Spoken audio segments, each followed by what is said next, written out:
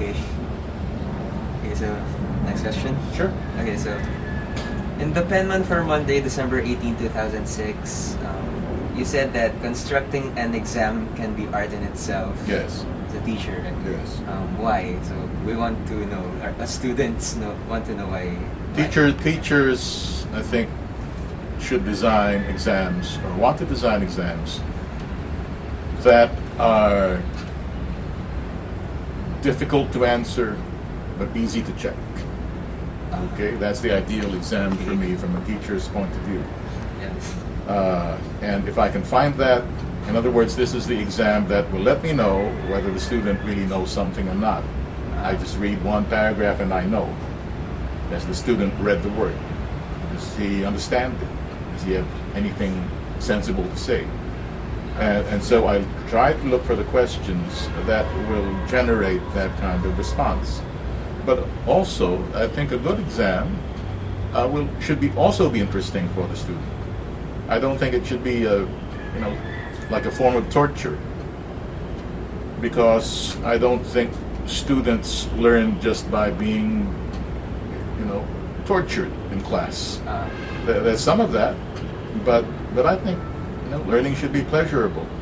So I think of exams that will be both challenging for the student, but also interesting, something more creative than the usual. So it's like an art. Yes, and that's I think what makes it an art, because it's not just It's not just challenging, but yes, it involves a certain amount of design. It's not just adding this and that. It's not mechanical.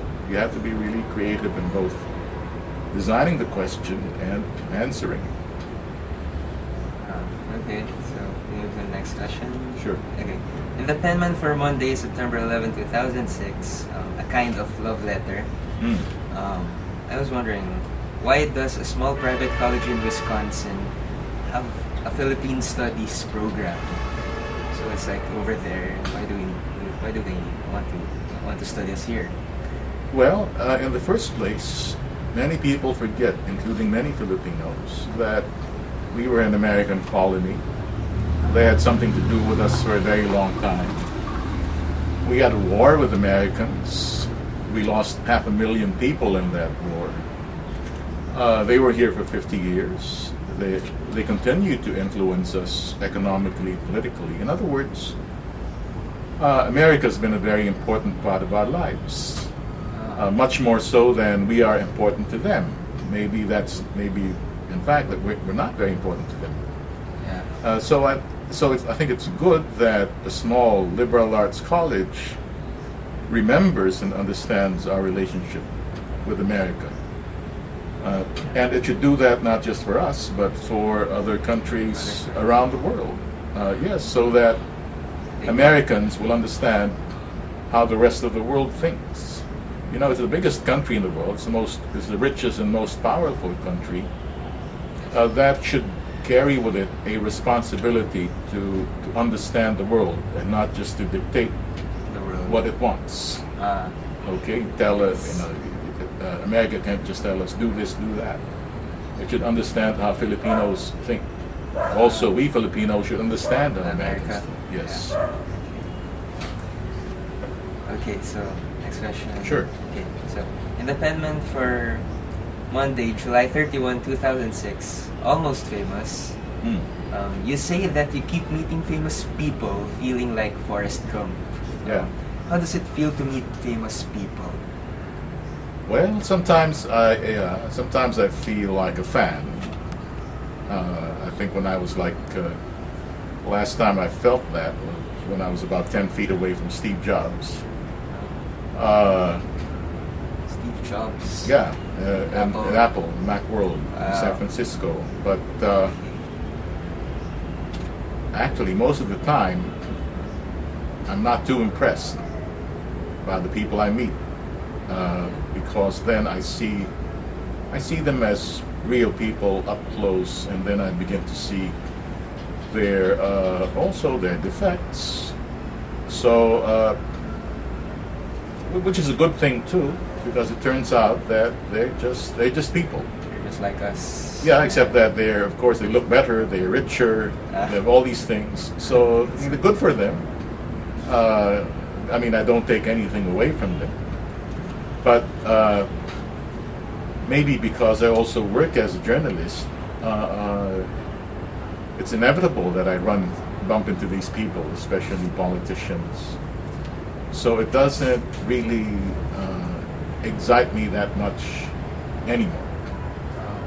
In fact, it's a bit of a problem sometimes, because then I have to dress up, I have to behave, and so on, when I'm usually more relaxed.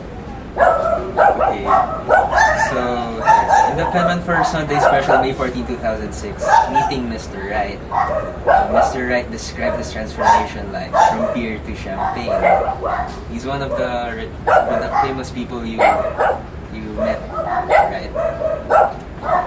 I can't remember that. Mr. Ian Wright. Oh yeah, Ian Wright. That's right. Yeah. So how was he able to transform from beer to champagne? Well, he got into TV, and he got into the Discovery Channel. So he suddenly had to do a lot of things that he normally wouldn't have done all by himself. But now he found himself becoming a global celebrity. He's a very simple guy, very laid back, very nice guy. So yes, Ian Wright. So he was telling us how suddenly he had to wear tuxedos. He had to again get along with the rich and famous. So his world suddenly changed too, because of becoming an international TV star. And going to Discovery Channel. Going to all these places that they sent him to. Sending him to be with movie stars and royalty, and so we had to do that. Okay. So moving to the last question. Sure.